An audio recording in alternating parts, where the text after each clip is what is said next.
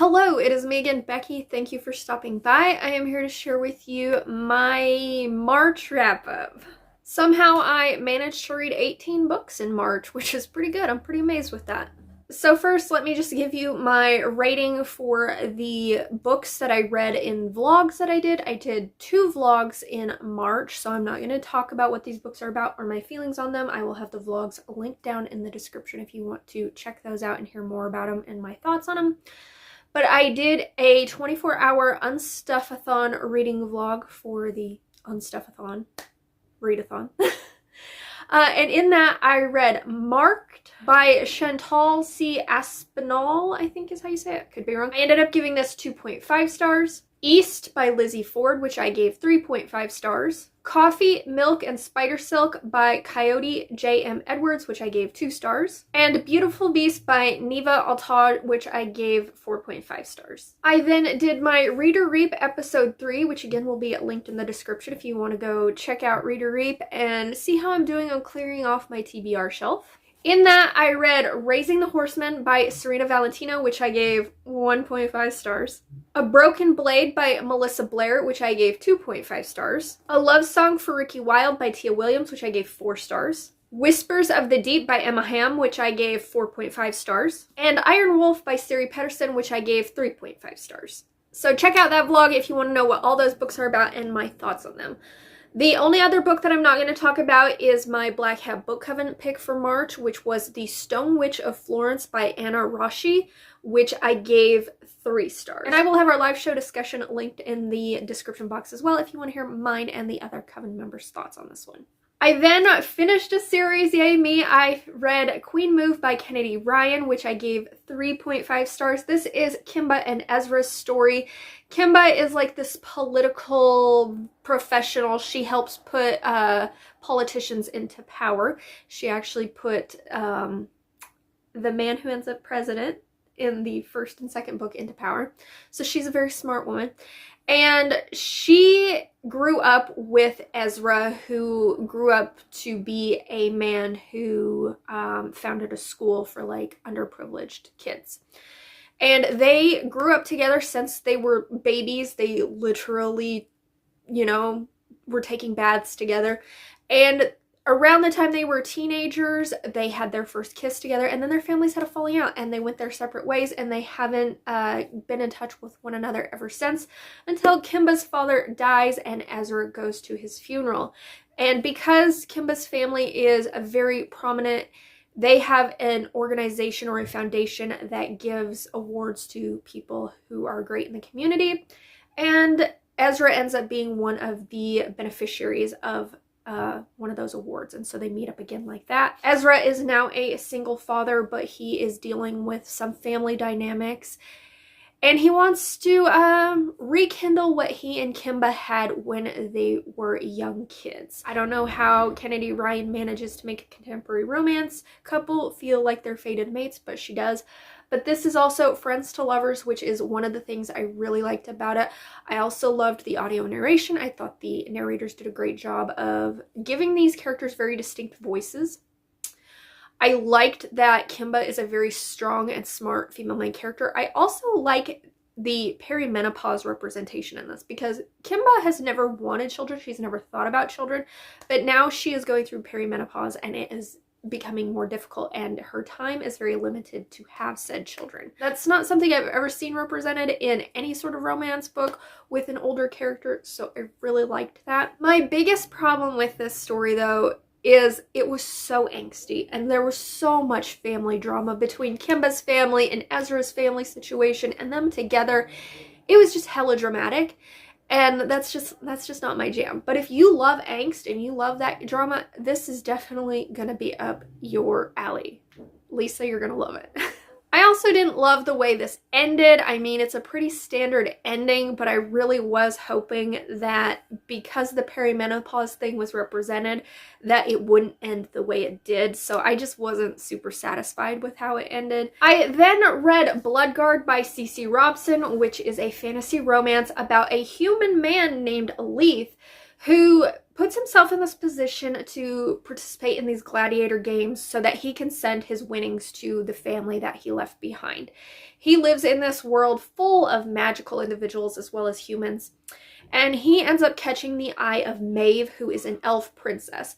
And she needs to marry a nobleman in order to take her inheritance when she turns 21 from her uncle, as well as to prove her father's innocence because her father was accused of killing her mother. But she's not really attracted to any of the noblemen. But if Leith can win 3 more tournaments, he will become a blood guard, and that will give him noble status.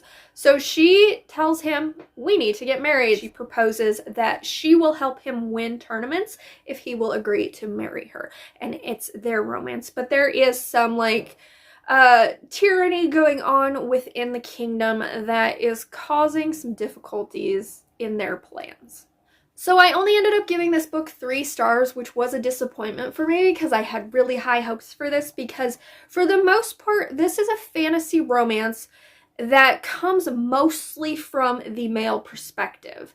And you don't see that a lot in fantasy romance. And I am somebody who really likes the male perspective when it's written by women.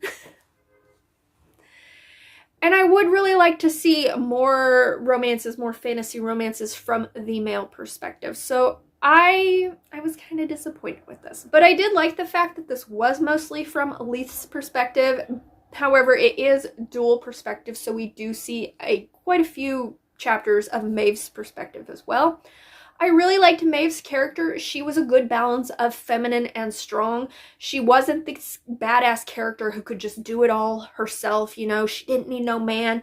She actually needed and wanted people's help around her. But she had this softness about her that you don't, once again, often see represented in fantasy romance. This also had a lot of action. So if you're somebody who likes action, you would probably like this book. As much as I liked the action in it, I felt like this was a much more political-leaning fantasy romance than a romance-leaning fantasy romance, if you know what I mean. This does have, I want to say, about 3 smut scenes in it, so it does have some smut in it. I didn't really get a good sense of the world building in this story. This world is comprised, like I said, of humans and a bunch of magical creatures, from elves to fae to giants and trolls. And I really was just like, what's the hierarchy here? Especially in what we know is like this pretty tyrannical world. You would think there would definitely be a hierarchy and how all of these characters flow together in their societies. But I didn't really get a good grasp on that. I also felt like this book, while it's not an exceedingly long book, it sure as shit felt like it was never going to end. And a lot of that had to do with like the battle sequences and things like that. I was just like, oh my god, is this gonna ever end? I also wasn't a fan of the female narrator for this audiobook. It is dual cast narrated, which I liked. But the female narrator, she made Maeve sound like she was like 12 years old, which I didn't appreciate, especially in the smutty scenes. It just sounded really, really cringy to me.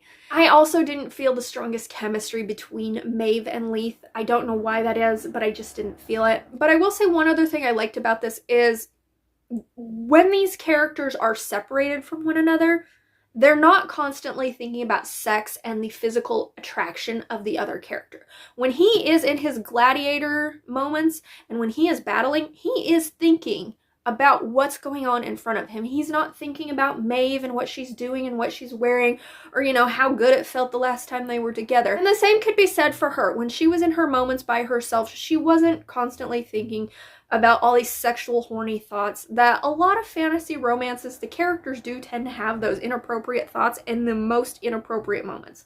Like you're in the middle of a war. Control your horniness and focus on not getting killed, okay? So while I liked a lot about this, overall the things that I disliked slightly outweighed the things that I liked.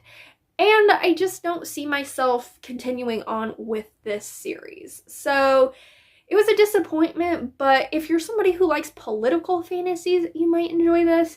It had some unique things going for it. I just wasn't all that connected with the characters, unfortunately. I then got an audio arc of Firebird by Juliet Cross, and this is a book that I wasn't particularly all that interested in reading, quite frankly, because I've read a sample of one of Juliet Cross's other books, and it was just fine, but it didn't really do anything to wow me. So I hadn't even had this on my radar, but somebody told me I might like it because the female main character was a witch, and y'all know that appeals to me. So I requested it, and I did read it in one go. I'm not gonna lie, this was a really quick read. However, I did not like this book. I only gave it 2 stars. So this is quote unquote a fantasy romance, which I'll get into that later, that is set in sort of this Roman-inspired world where the upper echelon of the Romans are dragon shifters, and we follow our main characters, Melina and Julianus. Melina is a witch who was like fighting with the Celts or whatever, and Julianus ends up capturing her and enslaving her, and he takes her back to his world, and they are essentially fated mates, but she is his slave, and he is, I guess, making her his slave to protect her from his very ruthless and evil uncle, who is also a dragon shifter.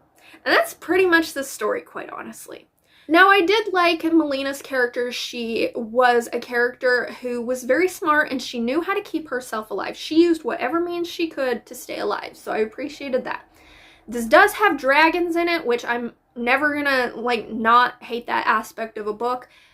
Did I think the dragons were necessary? Absolutely fucking not. I feel like this fantasy romance only had dragon shifters for the sake of dragons being popular, because why they're dragons? Who the fuck knows? This book could have been a dark historical romance, and it would have made just as much fucking sense, honestly. And the last thing I liked about this was the dual cast narrated audiobook. I did like the narrators of this. But let me get into this fantasy romance. As I said, this could pass as a dark historical romance because the only thing really fantastical about this is that they are dragon shifters. It is set in an ancient Rome inspired world, pretty much. Ancient Rome is not fucking fantastical, okay? Ancient Rome actually existed. And other than these people being dragon shifters, there is nothing else fucking fantastical about this damn book. This is not what I would call a fantasy romance, okay? Other people can argue till they're blue in the face, but this is not a fucking fantasy romance. If anything, this is a paranormal historical romance because they're just dragon shifters. Just adding dragons to a fucking story does not make something fantastical, in my opinion, okay? I also didn't know that this was a master-slave romantic dynamic to this story. There's like this comp in the synopsis of like the House of the Dragon or something like that, and From Blood and Ash. I have never read nor watched either of those, so that comp meant shit to me, okay? So I didn't know this was master slave. I tried really, really hard to tell myself captor captive because there are several books that have captor captive in it that I end up liking the romantic dynamic. But captor captive is not the same as master slave. This is a fucking master slave. He literally owns her. And as much as I tried to make it a captor captive, the female main character kept reminding me that she was a damn slave. So I really couldn't turn my brain off from it. And it annoyed me so much because, ew, I don't want to read a master slave freaking romance. That's gross. It gives me the ick. There's a power dynamic imbalance there, and he literally owns her. So for the life of me, I kept thinking, if these two weren't fated mates for some fucking reason, why would she even fall for him? Because he literally owns her.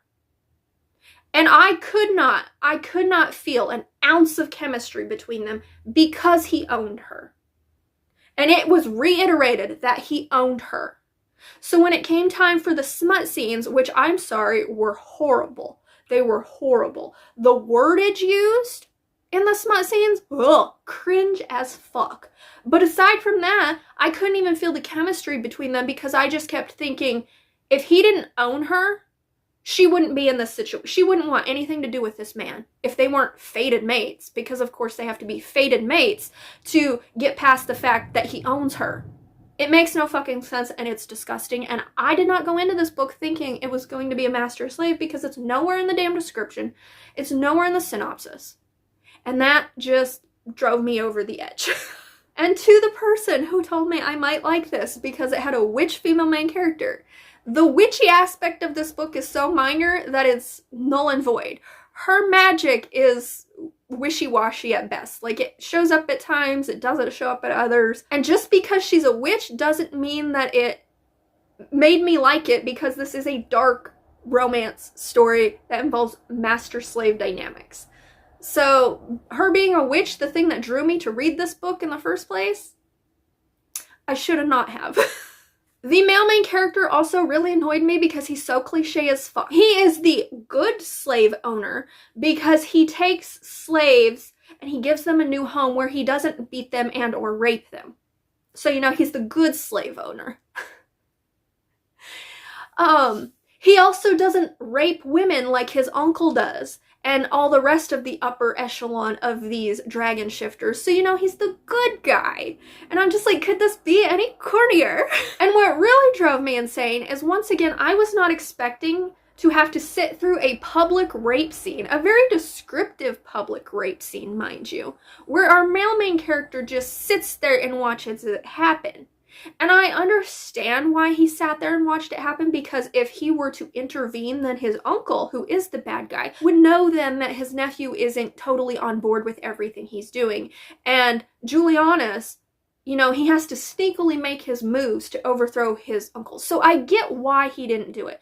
But I really didn't need to see that graphic public rape scene. Okay, it could have been mentioned as, oh, he had to sit through it. I did not need to see that. The only reason I had to see it was, once again, to drive home the point that, oh, he's the good guy because he doesn't like this. But you're sitting there watching it happen. So are you really that good? No, fuck off. I hate that. Like, come on, we have to be able to give male main characters some other redeeming quality to show that they're not really the bad guy, other than he doesn't rape women and or sell children and use children for sexual gratifications. Like, those cannot be the bare minimum things to give main male characters a redeeming quality. I'm sorry. Make it better. So in case you cannot tell, I viscerally did not like this book for a plethora of reasons. It wasn't exactly what I thought I was going into, because this cover doesn't exactly scream dark romance. It looks like any other generic fantasy romance cover, okay? But if you're somebody who likes that dark taboo shit, you're gonna love this, because that's what this is. It's master-slave, there's lots of sexual aggressions towards women, and you know, the male main character is the good guy because he doesn't rape women. He just watches it happen. And I am somebody who's not, like, really offended by material like this or triggered by stuff like this. I mean, I love Outlander, for Christ's sakes. There's a shit ton of rape scenes in that book, okay? But you have to build a decent story around all the shit that's happening elsewhere for me to enjoy. This book had so much sexual aggression toward women. It was ridiculous. So I think this book is just mismarketed, first of all. The cover is misleading. And quite frankly, the story just wasn't that compelling to begin with. It was pretty much just a master-slave romance dynamic with some fucking dragons thrown in. That's it. So, I'm gonna get off that soapbox. I personally don't recommend this book, but I know people are going to love it because they're into the dark, taboo romances. And if that's you, then I recommend this to you. Okay, then I read another arc that I got. It was called Rose of Jericho by Alex Grecian, I believe. I gave this one 3 stars. I had no idea what this book was about. Once again, I requested it because there were witches in it. So you can see a theme here. I tend to request arcs that say something witchy in them without knowing what the fuck I'm getting into. And I really need to stop doing that. So this is about 3 women who are traveling to the small town of Ascension, and they are witches, but they cannot let anybody know that because this is a time where witches are being hanged and burned and all that jazz. So when they arrive at this town of Ascension, they notice that the dead are not dying. They're coming back to life. So they're trying to figure out what's happening and why. All while masking their witchy nature. So I did think this was a unique zombie story. It was very interestingly macabre without being downright horrific. I enjoyed the audio narration of this audiobook. I think if I remember correctly, it's multicast narrated. And one of my favorite characters within the story is a character named Moses. He is one of the zombies, and I felt for him. I really did. In fact, I think if I became a character in the story, it was Moses. However, I did not know that this was a sequel to a story called like Run, Rabbit, Run or something like that. I don't know. Never heard of it. So when I was writing up my review, I was reading other reviews for this, and it said that this was a sequel, and I was like, oh, that must be the reason why I felt like I was missing something within this story. Like, I feel like there was an entire character world setup that I was missing, and that makes sense to it. So this was fine. It was an enjoyable read, but it wasn't anything that blew me away. I then read Black Hellebore by Grace Draven, which is a novella in her Wraith King series. And in this, we are following Brishan and Ildiko once again. And their, like, queen regent, she's the baby that they are taking care of, gets kidnapped. And Ildiko goes to try and find her, and she herself ends up getting taken as well. So Brishan is doing whatever he can to get both of them back. And I thoroughly enjoyed this. I gave it 4 stars. Anytime I can get any little scrap of Brishan and Ildiko, I will love it, because I just fucking love their characters so much. I also really loved that I got a little bit of a scrap of Anisette in this story, which is the female main character in the Ippos King, which is the 3rd book in this series. I didn't get any of Saravek, sadly. He was mentioned, but he wasn't seen, so I wish he would have been seen. But I liked getting that little scrap of Anisette. I love Ildiko's fight and just her ingenuity. She is just such a great character, and I fucking love her. I also just love Brishan. You know, he knows his woman, and that's all I'll say. He knows her. My only downfall of this was it was so short. I wanted more of this, and I wanted them to just be happy. And they weren't all that happy in this book. I wanted to see them in love and just basking in happiness for a minute. And oh, this was kind of like action-packed, intense, but I still fucking loved it. Another arc that I read this month was, you're not going to be surprised, a witchy arc. And that was The Bane Witch by Ava Morgan, which I gave 4 stars.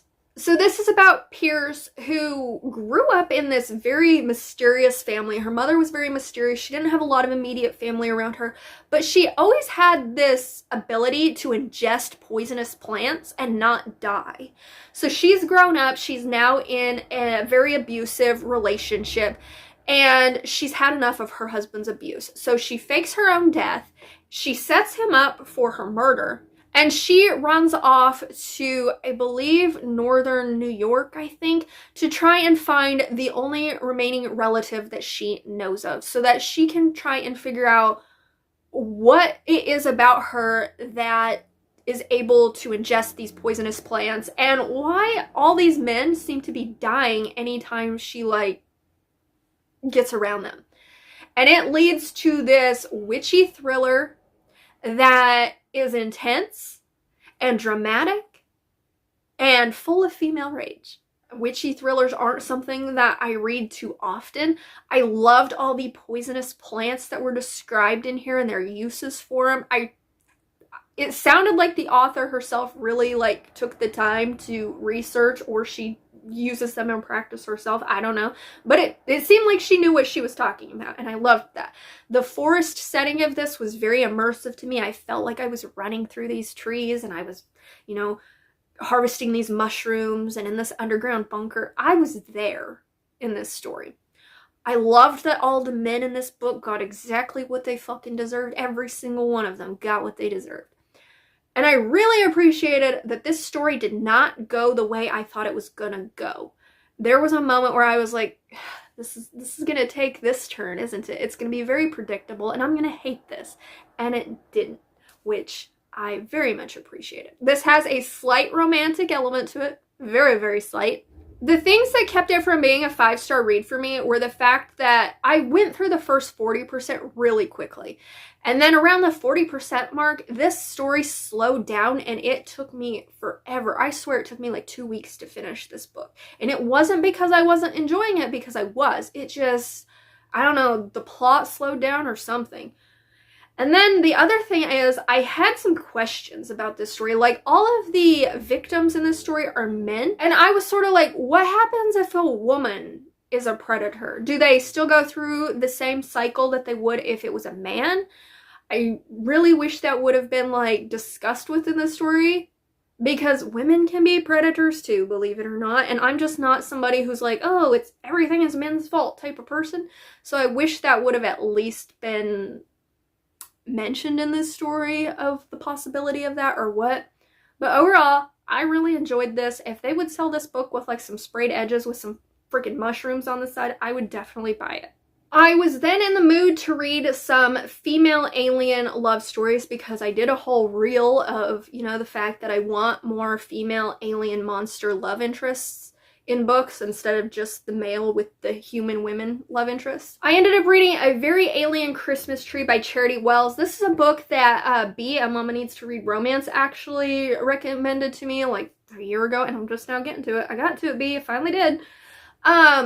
I ended up giving this one 3 stars. So in this, we were following this single father who is an engineer, and he is sent to like the outer rims or an outer moon of Jupiter or Saturn or something to live on a spaceship or some shit like that. I don't know.